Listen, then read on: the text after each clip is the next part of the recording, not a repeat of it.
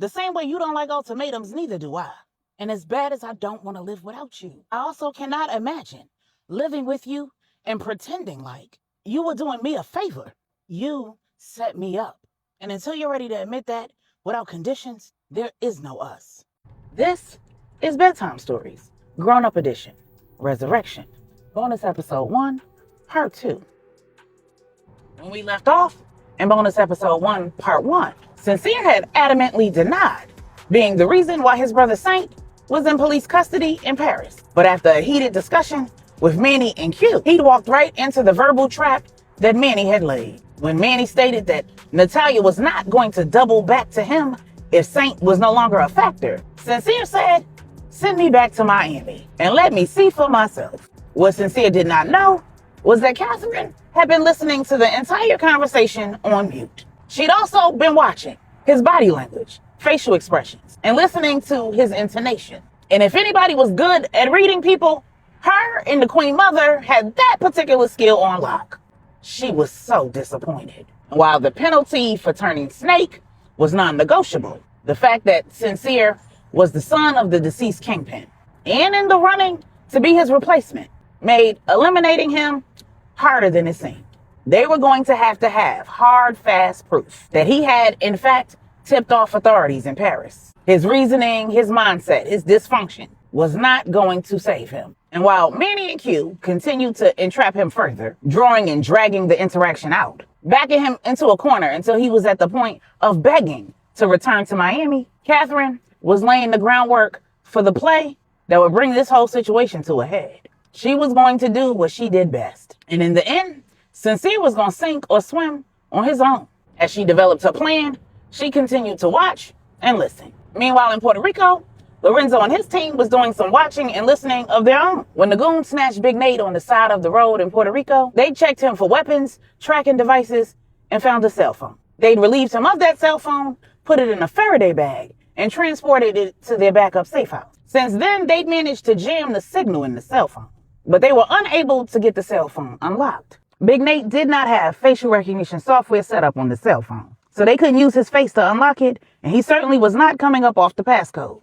As opposed to wasting their time trying to beat it out of him, they'd hooked the phone up to their computer and were trying to use technology to backdoor it. They certainly had a sophisticated computer system, but what they didn't have was a Q or a Lorenzo, and they didn't have enough knowledge about the Five Families technology to recognize that they were playing right into the Lopez family's hands. The minute they'd connected Big Nate's phone to their computer, they'd given Lorenzo and his team full access to the entire system. And using technology that Q's oldest son, Michael, had helped them develop, Lorenzo and his team was interfering with their entire operation. They'd frozen all of their financial assets, canceled flights, disconnected cell phones, disabled surveillance systems, remotely unlocked safes, and took over audio and video feeds. And with their entire organization crippled, the head of their criminal organization stood in front of one of the cameras in his home and said, "Who are you and what do you want?" In response, he heard a voice say, "You now work for us, and you're going to do whatever we tell you to do. And we're telling you to do whatever you got to do to keep Nathaniel Jiminez safe and meet all of his demands."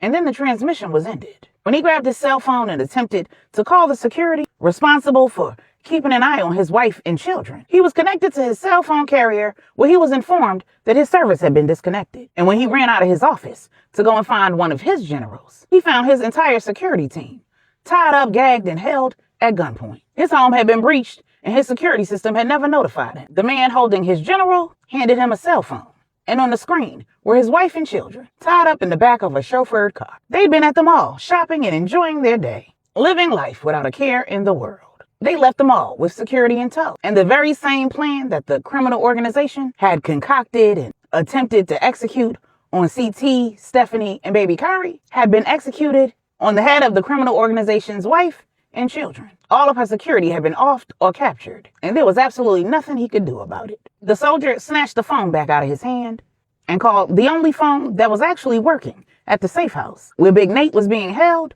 and handed him the phone back. When he heard his lieutenant on the other line, he said, "They have my wife and children. Make sure nothing happens to that man and make sure he gets whatever he wants." The following morning, Sincere headed to Miami. He'd been under constant surveillance all night long, and he had no clue what he was walking into when he arrived at the St. James estate. He'd assumed that he was being returned to Miami because he talked a good game, and he couldn't understand why his stepmother, Manny, and Q had arbitrarily decided that he was the reason his brother was in custody. He thought to himself, if anything, they should be questioning how he got caught slipping, not trying to point the finger at me.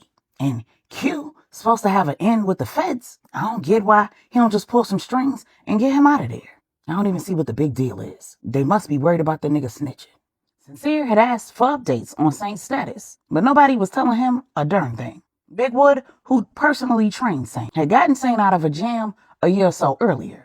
And as with all situations like the one Saint had found himself in, Big Wood had kept the receipts. So when Q contacted him and ran through his plan, Big Wood gave him everything he needed to set the stage. Q contacted his supervisor at the feds, arranged an in-person meeting right there in Puerto Rico, ran the situation down to him, provided him with the details of the case that Saint was almost involved in the past, and a plan to get Saint out of Paris was cemented. He wouldn't be getting on a commercial flight from Paris to New York. He'd be extradited and in Fed custody, wanted on serious charges in America, charges that wouldn't stick.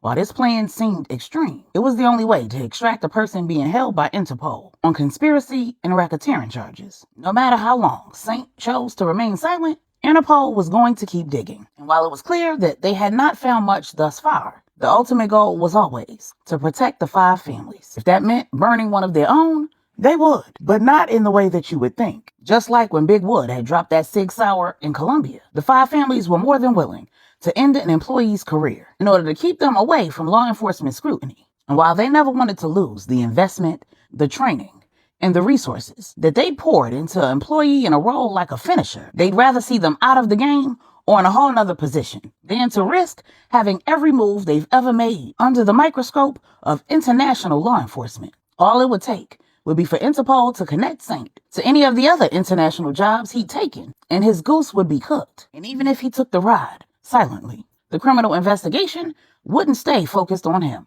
Interpol would always be looking for the big fish, not singular, plural. And while the 5 families had crack legal teams around the world and lots of law enforcement connections, long-standing government relationships, and an agreement with the feds as a result of the war with the International Trafficking Organization, they knew that they could not guarantee that they'd all make it out of an investigation unscathed. So if burning Saint's career as a finisher was what was necessary, that's exactly what was going to have to happen. But that will remain to be seen. First, he needed to be extracted from Paris and held in a federal prison for however long it took to clear his name in America.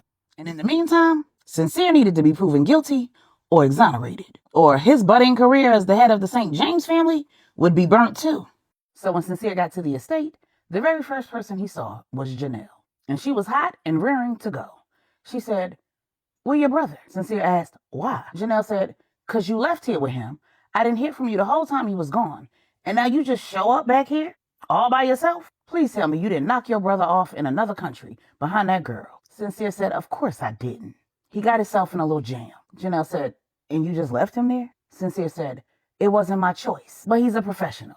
He could handle it." "What I was supposed to do, get locked up with him?" Janelle asked. "And you ain't have nothing to do with that?" Sincere asked, "Who been in your ear, Catherine or Natalia?" Janelle said, "I haven't talked to Natalia. And Catherine don't tell me nothing. She too busy telling me which fork to use at dinner and how to walk like a lady. Every time I look around, she ducking off into some meetings. She handling business. Even real tight-faced the last day. I figured you had something to do with that." Sincere said, "Well, I didn't."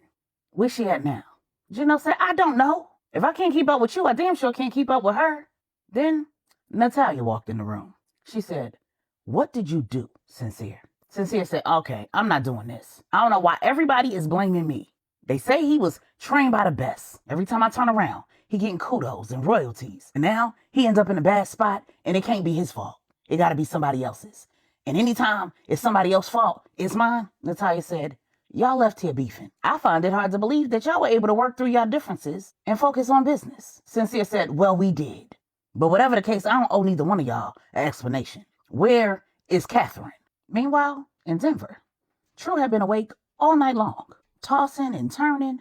She declined the sleeping medication that the doctor had prescribed her. She had to figure out what she was going to do, how she wanted to play this. She thought she knew how Big Wood was going to show up, what he was going to be on. But there was so much she just did not know. She didn't know how much he knew, how much he heard, how much he was assuming. She didn't even know how she was going to feel when she laid eyes on him. She was unsettled, and Genesis was too. He was tossing and turning and flipping in her abdomen all night long too. She didn't even realize that she'd fallen asleep until she was woken up to a kiss on her forehead and Big Wood saying, "What's up, little mama?" And when she opened her eyes, there he was, her man, her love, the man who'd risked his life and freedom for her, the one who'd given her the game, helped shape and mold her into a force to be reckoned with. The only man she'd ever been willing to allow herself to love after Bo died. The only man other than her father who'd ever made her feel safe. The man who, without her whole world, had been upside down. The one who was absolutely irreplaceable, for whom there was no equal. And she had no words. Before she could even consider how she wanted to react, her base nature took over. Her eyes flooded with tears, and she let out a guttural moan that she'd been holding in for months. And when she reached up for her man, no words were even needed, because there weren't any words that would suffice. Nothing he could say, nothing she could say. And before either of them had time to form conscious thoughts, Big Wood had lowered himself to the hospital bed, pulled true to him with his injured arm without any regard for the pain, folded her up in his arms and kissed the tears that were running down her face. And while his tears mixed with hers, she involuntarily said, "I'm sorry." And to her surprise, Big Wood said, "Ditto." And then it took him about 4 seconds to simply say, "But don't be." And as bad as True wanted to respond, Miss Charlotte, the doctors, and WebMD had done a pretty good job of explaining Big Wood's aphasia, how to tell when someone who suffers from it is struggling to gather their words, and the importance of patiently waiting for the sign that they're done speaking before you begin speaking, so that you don't cut them off, as well as not attempting to complete their sentences unless they've communicated that they don't find it to be offensive. Miss Charlotte had explained to True that Big Wood could not stand being cut off or for anyone to assume that they knew what he was going to say next. And no matter how long it took for him to fully express himself, it would be important for her to patiently wait. She also explained that he had a tendency to transition between verbal speech, ASL, and the use of his tablet, depending on what he was trying to communicate to whom and why. Because of True's relationship with Stephanie and Angela, she'd also learned ASL. And while she was not as fluent in it as Angela and Q, or even as Big Wood, she was absolutely prepared to brush up on the skill. So when Big Wood didn't say anything else, released his vice grip on her, pulled her away from him, and reached for her belly, True realized that he was done speaking, at least temporarily. So she said, "Where do we go from here, Wood?" Big Wood slowly said, "I told you." And True said, "In the letter?" Big Wood nodded his head, and True said, "But can you really not understand? Without details, that I thought you were dead? That I..." Big Wood covered her lips with his finger and said, "Genesis." True said, "The growth restriction?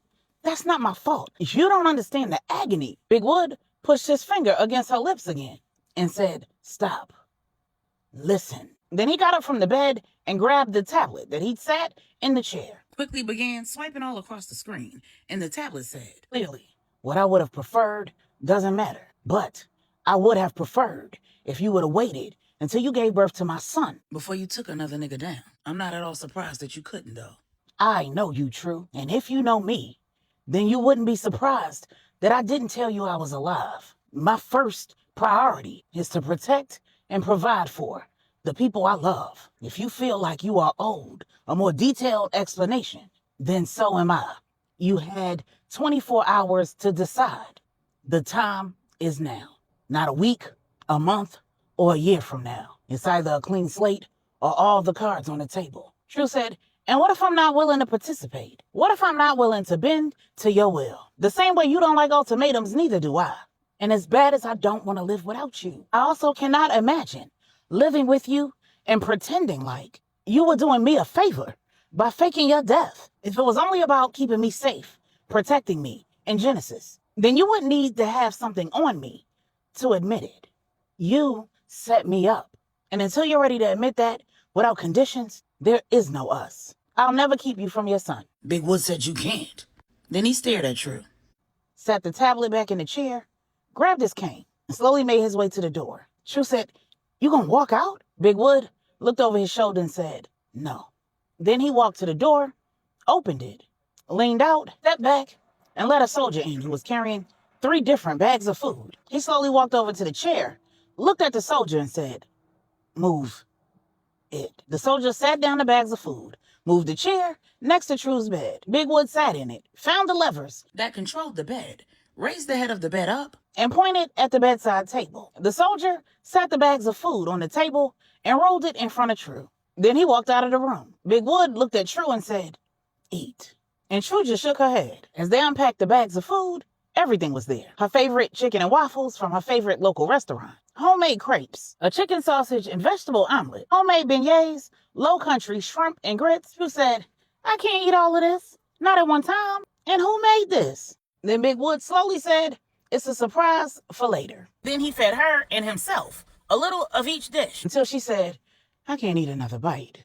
Thank you for this." Big Wood signed, "I've already got lunch and dinner planned. Let me know if you want something specific. I've got months to make up for, and you've got weight to gain." True said, "I need out of this hospital. I cannot stay here for weeks until Genesis is born. The food sucks. I can't get any sleep. I need fresh air, and I'm going stir crazy looking at these 4 walls. I need to be able to sit down in a tub and let Calgon take me away. And I don't care how clean they say this tub is. I'm not doing that here." Big Wood chuckled and said, "Little mama, eat, pray, let me take care of you." And Mighty Mouse dissolved into tears again. Big Wood moved the table full of half-eaten food and sat at the foot of True's hospital bed. He uncovered her feet and took off the hospital's fuzzy socks. He reached over and grabbed the body oil that True had on the nightstand and slowly and gently massaged her feet. True laid her head back on the pillows, stopped crying, and surrendered to the pleasure of his ministrations. After several minutes, she said, "So you just gonna ignore everything I said? You give me this huge ultimatum. I refuse to participate, and you just gonna act like I didn't say anything." Big Wood stopped massaging her feet, grabbed the tablet, and let it say while he typed, "Are you happy to see me? Are you glad that I'm alive and that I'm here? Or would you prefer that I leave and my mother come back and sit with you? I came all this way because I thought you needed me like I've been needing you." True said, "Are you kidding me right now? I've been walking around with a wood-sized hole in my heart, and nothing and nobody has been able to fill it. Stephanie is in labor in Puerto Rico. I'm not there, and she's not here. Rennie is there, driving her and Stacks and CT out of their minds, and I was hoping that she would come here when she was finished there." Big Wood said, "No, she's nuts." And True fell out laughing. She said, "That's my best friend, and this baby's auntie. I love your mother, but I'm a little mad at her and you right now. I need somebody here I'm not beefing with." Big Wood asked, "You done with that nigga?" True said, "I don't know who you're talking about." "What nigga?" Big Wood said, "Then we ain't beefing." True said, "Oh, we beefing." Big Wood said, "I got you, little mama." Then he used the tablet to say, "Your surprise will be here later. I needed time with you first." And then True racked her brain trying to figure out who on earth it could be. Then she said, "It better not be anybody who knew you were alive while I didn't." Then Big Wood used the tablet to ask, "How about a shower?" Then he stood up and held out his hand. True took it while saying, "I don't need help out of the bed, and I don't need help in the shower." Big Wood looked at True, licked his lips, and said, "The hell you don't," without hesitation. And True realized that Big Wood didn't need nothing cleared up, and neither did she, in order to get downright indecent in them people's hospital. She was there for observation, for her calories to be monitored, for her weight to be watched, and for her baby's progress to be tracked. She was also there to have intravenous medications administered to increase her appetite, slow down her metabolism, and treat her baby's growth restriction. But ain't nobody say she couldn't get it in. And if Big Wood was down, so was she. And for Big Wood's part, he really did not care what she did with Bosch. Quiet as was kept, he knew beyond a shadow of a doubt that both Bosch and True were clean. He also knew all too well how True gave it up. He was not going to allow whatever she'd done with Bosch to run rampant in his imagination because, as far as he was concerned, the nigga had borrowed what was his. It wasn't his to keep, and whether True was done with Bosch or not, Bosch had better be done with True, or the Lopez organization was going to bury that nigga. Whatever the case, that was a problem for a different day. Because on this day, he was going to take True down through there. And in the shower, Big Wood took full advantage of the handicap bench. At over 6'5" and 270 pounds of pure muscle, definitely intended to make his presence painfully clear. Big Wood had done everything he could to bring his body and his mind in alignment with his will in preparation for this day. And not a hospital, not Bosch, hell, not even True was going to stop him from getting his message through, loud and clear. His leg, his shoulder, his aphasia, his slowly regenerating lung be damned. And True knew her man, moving a little slower, speaking a little slower. He was still that nigga. And every inch of her body was giving her a very loud and clear message that it and she were all his. And if her mind wasn't ready, her body sure was. Yes, before Miss Charlotte had got to Denver, True had not been going without. She'd had several weeks of fun with Bosch, but that was just a stopgap measure. Truth be told, it wasn't nothing to write home about. Oh, for the average woman, it would have been. And had True not had Big Wood all up in her bloodstream, she probably would have been satisfied. But she was trying to fill an emotional hole with physical pleasure. Before Big Wood, that would have worked. She would have been able to get what she needed and be tied over for days, if not weeks. But she wasn't. Big Wood knew True. He knew that she had an appetite that was more insatiable than any woman he'd ever been with in his life. But he'd also learned her, and he had what it took to satiate her appetite. He had no way to know, though, that even round after round, True's appetite had never been satiated with Bosch. And when he made the mistake of commenting on how often she wanted him, True did not hesitate to tell him that while he was good in bed, and she could very much so make it do what it do all by herself, he was really not that dude. She had to keep coming back for more because something was missing. And when he suggested that the something that was missing was emotions, True agreed. And darn near hurt that man's feelings. The best ex she'd ever had, and all her emotions went in the ground with Big Wood. So when Big Wood spins her around in the shower, wrapped one arm around her protruding belly, and wrapped the other hand around her throat, and slowly eased her down on his anaconda, True had to take a huge inhale, because she was not nearly as ready as she thought she was. After one full stroke, Big Wood said, "Whose?" And before he could finish his sentence, True said, "It sure is dirty." And Big Wood tightened his grip around her neck and made sure she felt him where it counted, while saying one word per stroke, "You gonna learn not to cut me off." And True said, "I'm sorry." As she went over the mountain, that was all it took. When I'm with you, how can I snooze and miss the moment? You're just too important. Nobody to body like you.